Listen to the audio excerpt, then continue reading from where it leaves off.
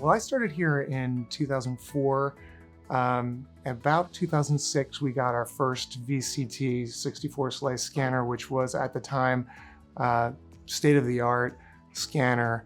So we had been scanning on 16 slice scanners exclusively before that, and the speed of the scanner is much slower than the speed of the scanners we have today. The amount of radiation dose that we needed at that time was much higher because we didn't have all of the post-processing techniques that are available to us today. And so the kinds of studies that we were able to perform were more limited significantly.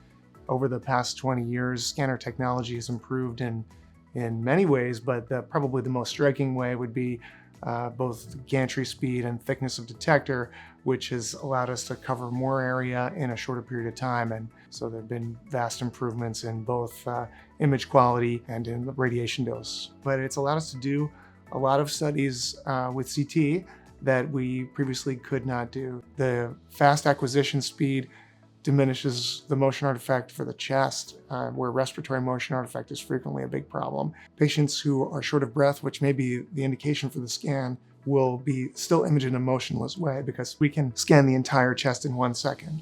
We can scan patients with borderline or higher heart rates that previously we would have just not attempted because there would have been motion artifact that would have made the scan unreadable. I am enthusiastic about the scanners. I feel really fortunate that my network did put in significant investment to get so many very high quality scanners.